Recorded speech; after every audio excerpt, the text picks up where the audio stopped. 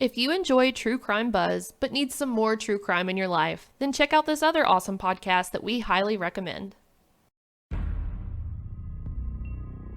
Hi, I'm Bernadette, the host from Murderific True Crime Podcast, coming to you from the state of Maine, USA. We are a bi-weekly podcast and discuss stories from Maine, New England, and all over the world. Our stories focus on domestic abuse, mass murder, familicides, cults, serial killers, kidnappings, and lesser-known cases. Murderific is easy to find on all podcast apps, or go to murderific.com. Give Murderific a try. Remember, murder and horrific equals Murderific.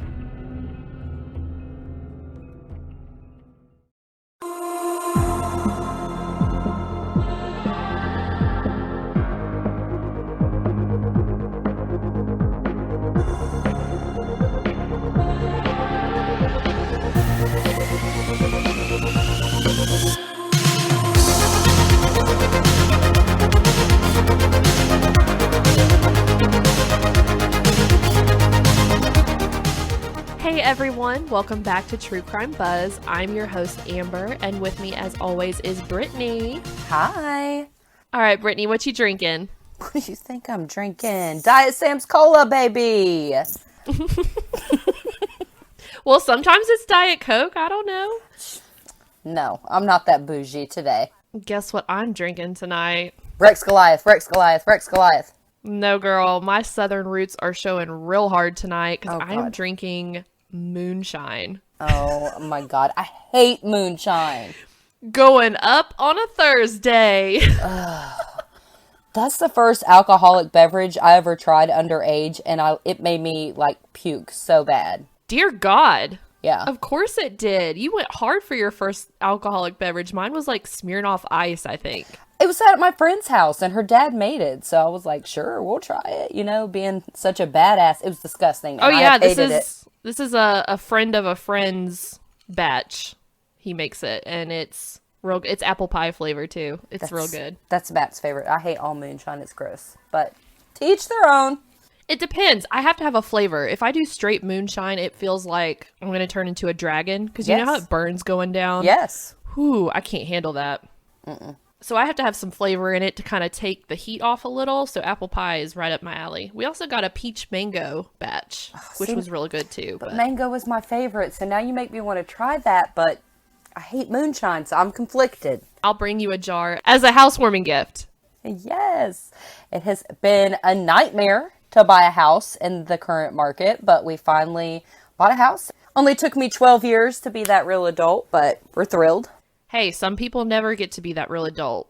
I think it's a huge accomplishment if somebody is able to buy their own house. It is, but it's also like, it's not for everybody buying a house. I mean, because, you know, you have to pay for everything on your own. Sometimes I don't see the point. It was important to me, but I understand why it doesn't really matter to other people. So it's just a personal accomplishment, you know? Yeah, if I'm ever like a single old lady, which I hope never happens because I love my husband, I want him to be with me forever. But if I'm ever that single old lady with like the cats, I'm going to have an apartment because I'm just not going to want to do everything myself. Bitch, when you're old, we're going to live together. Oh yeah, I know. I'm talking about the one next door to yours. Duh. No, we're going to just share an apartment. Oh, so we're just going to be all up in each other's business. So Yeah, you for mean sure. like rooms next to each other. Okay, Yeah. that's fine too. Yeah. I'm here for that.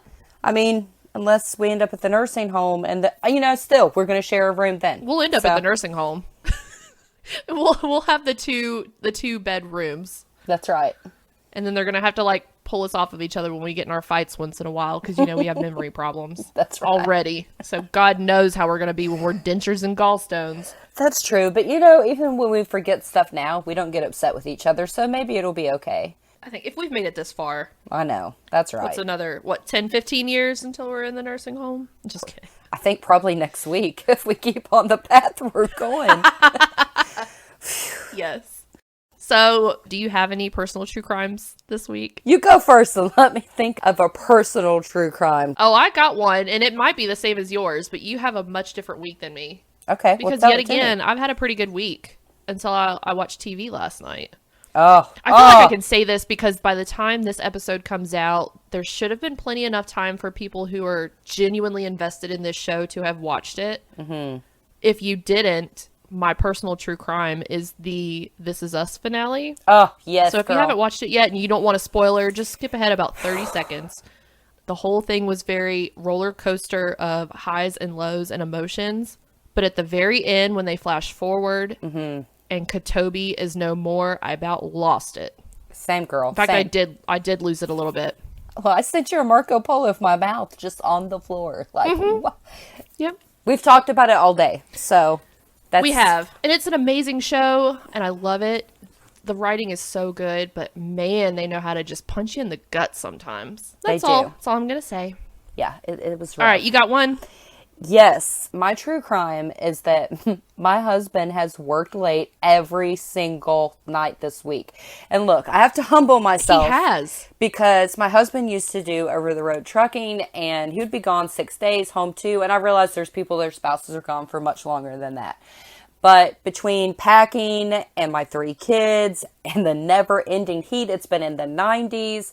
I have been so ready for just some adult interaction with my male best friend. And so I have barely seen him at all this week. And it has been a true crime. And there's been times where my daughter literally chucked a thing of exterior paint at my son today and busted it all over my yard this evening when my husband should have been home to back me up. Yes, she did. So that's my true crime. That's a lot rolled up into one true crime. But It that is. You're in the middle of moving, so God bless you already. It's rough. Well, let's get to the real true crime. I'm pretty Yes. excited because I only know the name. Like we Yeah. said before, if we don't know what the other one's doing, we purposely don't go out and look up any information about it because we both want genuine reactions. We want to learn it just like you guys do. Yes. So I've been really excited to hear this because I know nothing about it. So what are we covering today? I can't believe you know nothing about it because I remember so graphically hearing about it. So today I'm covering a story that I remember hearing about on the news when I was a kid. I remember questioning why someone would hurt someone over who they love. I remember seeing the victim in the story's face on the TV and thinking he was handsome and he had the kindest eyes. I was so confused and angry over this young man's death. His death was a straight-up hate crime. It was brutal and unfair, but many changes have been brought about in the U.S. since because of his death. Today I'm talking about the murder of Matthew Shepard, one of the most notorious hate crimes against an LGBTQIA+ person ever. So, like I said, I don't know anything about this, but since it was so big when we were kids, maybe you just need to refresh my memory because we all know I got memory problems. So maybe by the time when you start telling the story, it'll click. I think it will. I think it will click. So, Matthew Wayne Shepard was born on December 1st, 1976 in Casper, Wyoming to Judy and Dennis Shepard. Judy and Dennis made Matthew a big brother in 1981 when Judy gave birth to their second son, Logan.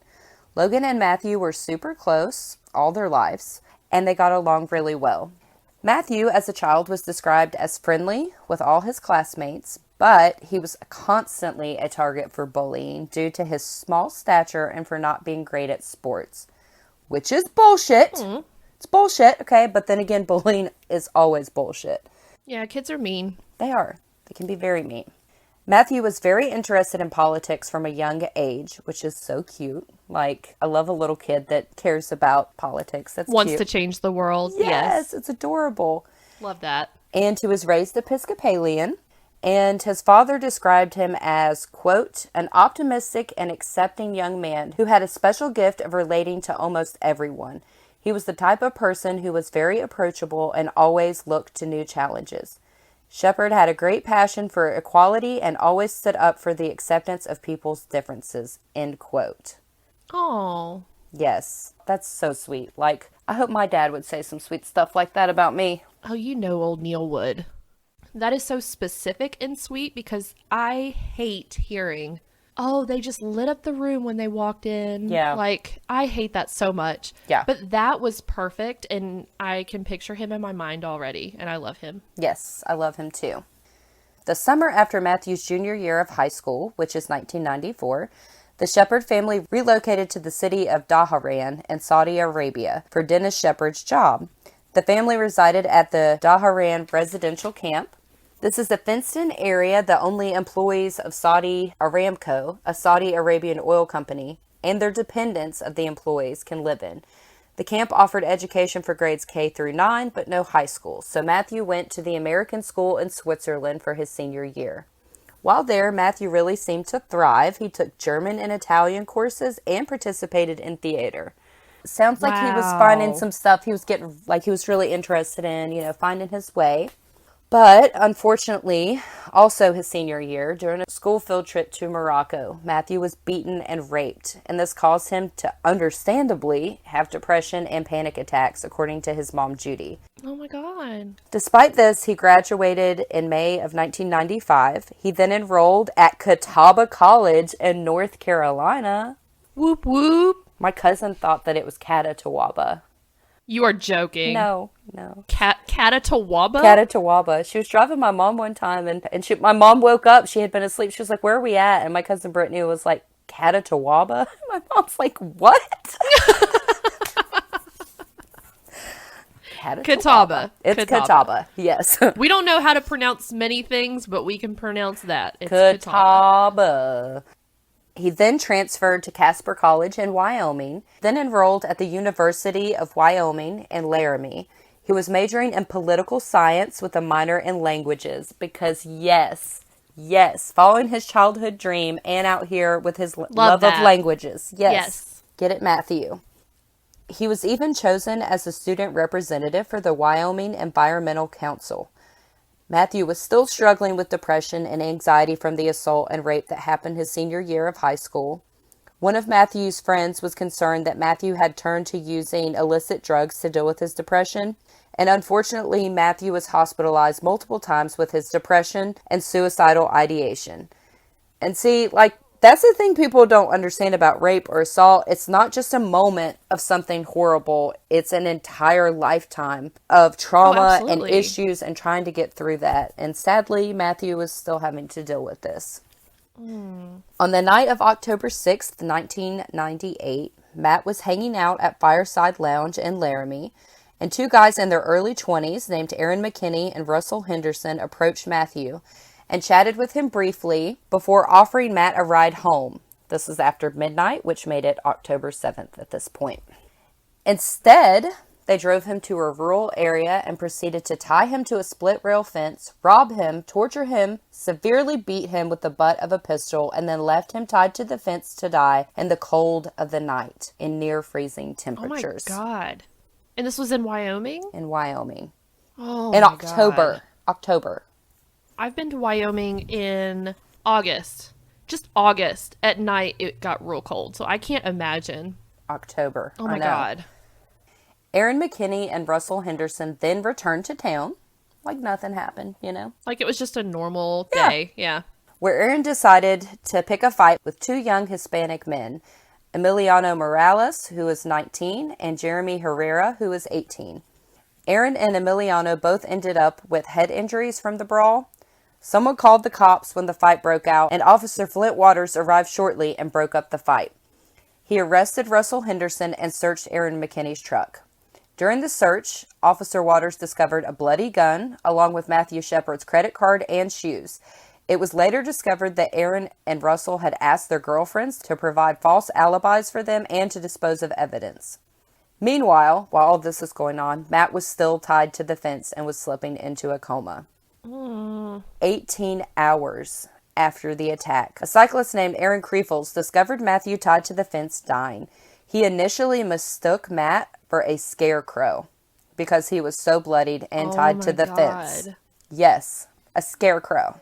Can you imagine rolling up and seeing something like that? Oh my God. That is the one part of this story that I heard as a kid that has stuck with me all these years later. Because how horrible do you have to be mistaken for a scarecrow? It's awful. My God. What is wrong with these? I want to say kids. What is wrong with these men? Yeah. These boys, these a-holes. Yeah, I don't know. Mr. Kreefels called 911. Officer Reggie Flutie was the first officer at the scene, and she realized that Matt was still alive. The medical gloves that were issued by the Albany County Sheriff's Office that she worked for were faulty, and she had run out of gloves. So, She decided to use her bare hands to try to clear an airway in Matt's bloody mouth. A day later, she was informed that Matt was HIV positive and she might have been exposed. However, she was put on an antiretroviral medication regimen as a precaution for several months and later tested negative. But what an MVP out here. What a goat. Yes. Like, I was going to say, if it meant saving somebody's life, right? Nobody cares. I would have done that too. Yeah, absolutely. Well, I remember this question. big stink being made out of it. And I was like, you know what? That woman is an angel for doing that, because that could have saved his life. That could save anybody's life. I mean, it's risky to do, but, you know. But desperate times. Yes. What was her name? Reggie Flutie. Yes, Reggie. Yes, Reggie. Yes, girl. So then Matt was taken to Ivinson Memorial Hospital in Laramie just to be stabilized, but then was moved to Port Valley Hospital in Fort Collins, Colorado, to be at a more advanced trauma ward. There, the doctors discovered Matt had suffered fractures to the back of his skull and in front of his right ear. He had severe brain stem damage, which made it hard for his body to regulate his body temperature, heart rate, and other vital functions. There were also about 12 small cuts around his face, neck, and head. The doctors deemed his injuries were too severe to operate. While in the hospital, Matt's mom, Judy, first learned of her son's HIV diagnosis. So she didn't even know that he was HIV positive until this point. I mean, you got to think it was different times. He may not have even known, you know. Oh, so we don't know if he even knew. No, okay. You know, I mean, maybe somebody knows if he knows, but not in my research that I find. And also, that's a scary thing to have to share with people, so no judgment. Yeah, so even if he did know, I could understand why he didn't tell anyone, including his mom. Right. The news outlets ran stories that included all the gory and horrific details of Matt's attack, including his broken skull and the fact that the only part of Matt's face not covered in blood was his cheeks, where tears had run down his face. Oh my God. Isn't that so sad? Are you trying to get revenge on me from I swear I'm not. William? That's the lipstick killer. I'm not. Yes, No. William Hirons? No, I'm not. Okay, I promise. because my eyes are welling up a little bit. I'm telling you, it's a sad story. And no, I don't remember this. So I figured the scarecrow line would honestly, like, trigger it for you, because that stuck with me. And I have to say, like, I hate to think of his poor mom, like, having to listen to all that, all the while hoping that her baby survives. Yeah. Can you imagine? Too much, media, too much. Today's episode is sponsored by Relief Factor.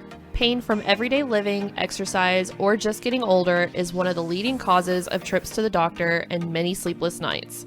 It interferes with daily activities and can even keep us from spending time with the people we love. If you have everyday pain, it stands to reason you need something you can feel comfortable with taking every single day. That's why doctors invented 100% drug-free Relief Factor. Now tens of thousands of customers are using Relief Factor every day to become mostly or completely pain-free. 100% drug-free Relief Factor features 4 key ingredients that each work on a different metabolic pathway to support your body's natural healing processes to respond to pain and inflammation. Now you can try Relief Factor too. The 3-week quick start, retail price of almost $70, is now available to our listeners for just $19.95. Head to the link in our show notes to find out more. Start your journey to better health and less pain today with Relief Factor.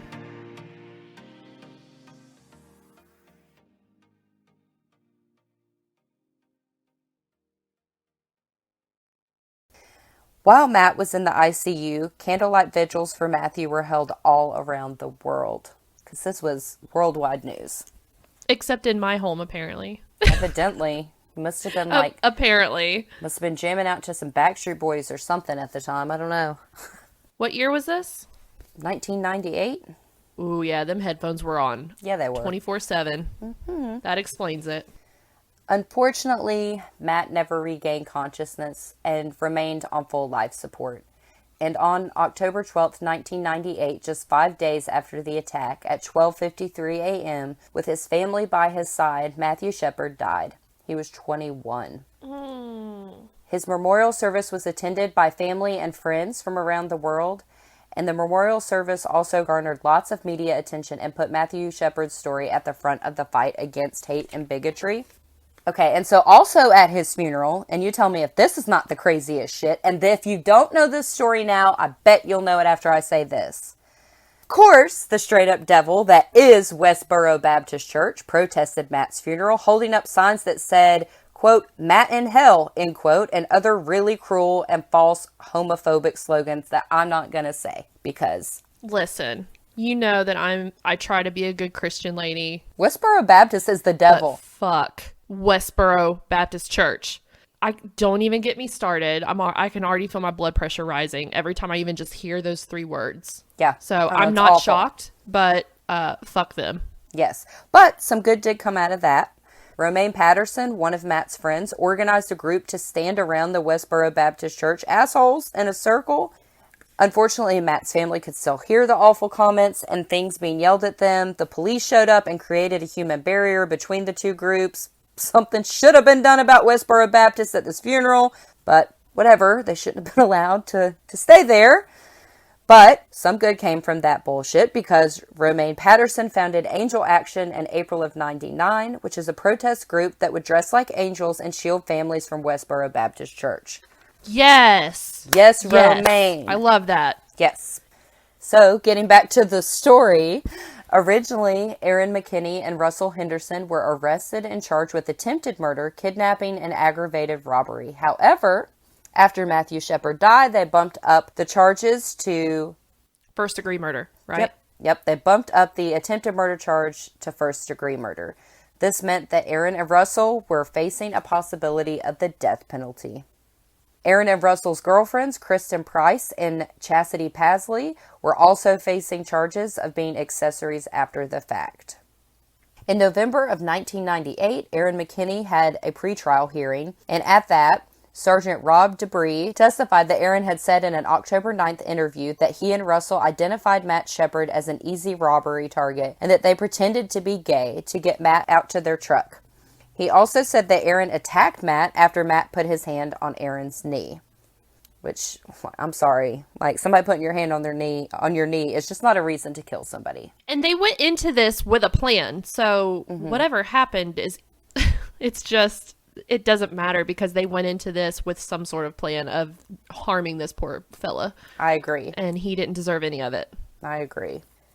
Also, at the pretrial, Detective Ben Fritzen testified that Kristen Price had stated that Aaron told her the violence against Matt was brought on about how Aaron, quote, felt about gays, end quote. What an asshole. In December of 1998, Chastity Pasley pled guilty to being an accessory after the fact to first-degree murder. Russell Henderson avoided going to trial when he pled guilty to murder and kidnapping on April 5th, 1999. He also struck a deal that he would testify against Aaron McKinney in exchange for not receiving the death penalty. Russell was sentenced to 2 consecutive life sentences by District Judge Jeffrey A. Donnell. At Russell's sentencing, his lawyer said that Matt Shepard hadn't been targeted because he was gay, which we all know is a lie. Yeah, that's a lie. Right? And it was stupid that his lawyer even brought it up, considering his client had already made a deal to snitch and was not going to die. It was stupid. Why even bring that up? Yeah. Like, what is it? Okay. Anyways. Aaron McKinney's trial began in October of 1999. Prosecutor Calvin Rucha again brought up that Aaron and Russell had pretended to be gay to gain Matt's trust. Aaron's girlfriend, Kristen Price, also testified exactly what the prosecutor had said. And both Kristen Price and Chastity Pasley testified that neither Aaron or Russell were under the influence of drugs or alcohol at the time of the attack. Aaron and Russell both said that once they learned Matt's address, they had planned to rob his home as well. Aaron McKinney's lawyer tried to use the gay panic defense. Do you know what that is? I honestly don't. Educate me. Good. I know somebody out there doesn't know. So, it's where you can claim you are driven to temporary insanity because a gay person hits on you. Wait, is this a real thing? This is a real defense. It should be 1000% illegal and not a viable argument, but gay panic defense has been used to justify all sorts of things from assault to murder. No, because they're making that sound like it's a self-defense, like... Yeah. That doesn't... Like, that's literally saying, like, this guy asked for my number, and I'm not gay, so let me kill him. It drove me temporarily insane because I'm so scared of gay people. Is it still a thing? It is Do you know? still a thing. Wow. Wow. And Aaron's lawyer tried to say that he was driven to hurt Matthew because of the alleged sexual advances. You know, the hand on the knee thing. That's bullshit. It's such bullshit. Like, that needs to go. That can't even be a thing. I've never heard of that, and I should have never heard of that because it should have never been a thing. And thank you. Amen to that. I'm just in shock. I just can't. It's ridiculous. But thank God the gay panic defense was rejected by the judge. It was rejected. So good on you, judge. Way to go, judge. Then Aaron's lawyer argued that Aaron and Russell intended to rob Matthew but never meant to kill him. Then the prosecutor, Rarucha, argued that Matthew's murder had been premeditated and was driven by greed and violence as opposed to it being driven by Matt's sexuality. Which I think it was a combination of both. Obviously, they robbed him, so greed, sure. Violence, yep. But definitely because he was gay as well. Oh, yeah, that was the main motive. As he went around and told everybody, including Correct. the police, but whatever. The jury found Aaron guilty of felony murder, but not guilty of premeditated murder. So the jury began looking at sentencing Aaron to the death penalty, but Matt Shepard's parents brokered a deal that ended up giving Aaron McKinney 2 consecutive life sentences without the possibility of parole in November of 1999. Wow. Yeah. Aaron McKinney and Russell Henderson were incarcerated at the Wyoming State Penitentiary in Rawlins, Wyoming, but were later transferred due to overcrowding to different prisons. It should also be noted that after her testimony at Aaron's trial, Kristen Price pled guilty to a reduced charge of misdemeanor interference with an officer. Matthew Shepard's murder has been covered in a 2020 special, and the producer of that special, Stephen Jimenez, went on to write a book about Matt's death, and it is highly debated and controversial, with commentators and police both being divided on if it's misleading and sensationalized or if it holds any merit of truth. Like, it says some pretty sketchy things. I'm not even going to go into that because none of it has been said like, oh, this happened by the police or it wasn't brought out in the trial. So I don't know how. I feel like it's, you know. So is the book like calling out the police and the whole trial and the way it was handled, or is it calling out? It's kind of like it's bringing up things, you know, how I told you that Matt had a friend in college that was concerned he might have been turning to illicit drugs.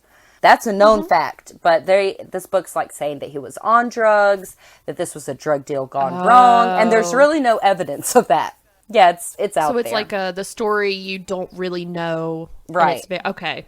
Yes. I got you. It's stupid. Not here for it. This poor kid's dead. I mean, why? Why even? Because he just wanted to make more money, I guess. I don't know.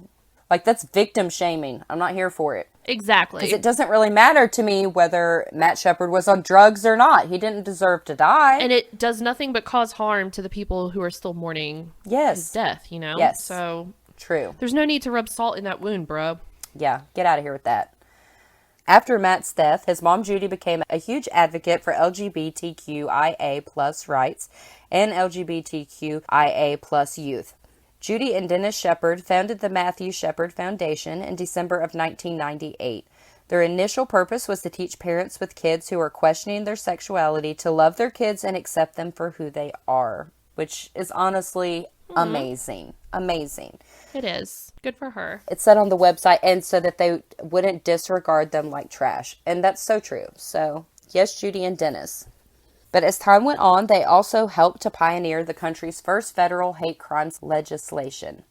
The Matthew Shepard and James Byrd Jr. Hate Crimes Prevention Act was passed by Senate on October 22, 2009, and President Obama signed the measure into law on October 28, 2009.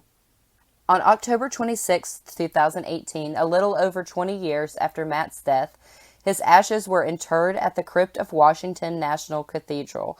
This was the first interment of ashes of a national figure at the cathedral since Helen Keller's ashes 50 years earlier. Whoa.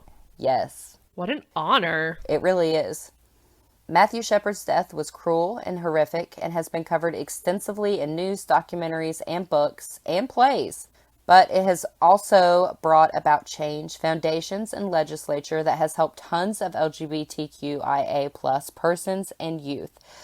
I could honestly do an entire podcast on Matthew Shepard and the aftermath and the effects that his death has had on our country, but I had to condense it for this episode. Nevertheless, that is the story of the death of Matthew Shepard. May he rest in peace. I can't believe I've never heard of it, but I'm so glad I have now.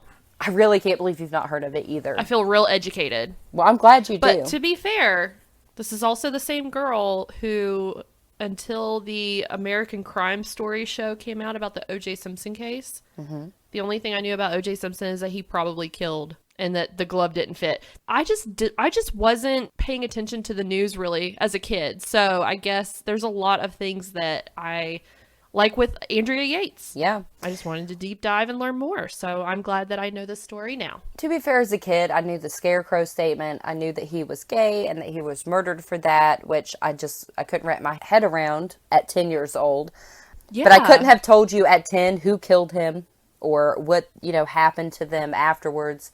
Right. But still. Or, yeah, so, I mean, but I've gone down this hole several times of researching this because it's really a story that stuck with me. So I was glad to get to cover it in June for Pride Month, so. Yes. And granted, we don't all get along nowadays, but I feel like as far as the progression of what we've done since then, I feel like he would be pretty happy. I hope so. And some good did come out of this. I really feel like his parents just did not want his death to be for nothing. And they've really done a lot of great in this world. And lots of other people have. Being inspired by him and who he was as a person and his death. And so it's made a lot of good changes in this world. We still have a long ways to go, but really and truly, things wouldn't be the way they are now without Matthew Shepard. Agreed. Love our podcast? Then hit that subscribe button and leave us a review. We're also on Patreon. Head on over to patreon.com/truecrimebuzz and join today for access to all our exclusive content, including bonus episodes. You can also find us on Facebook, Instagram, and Twitter at TC Buzz Podcast. And check out our website at www.truecrimebuzz.com. Until next time, cheers!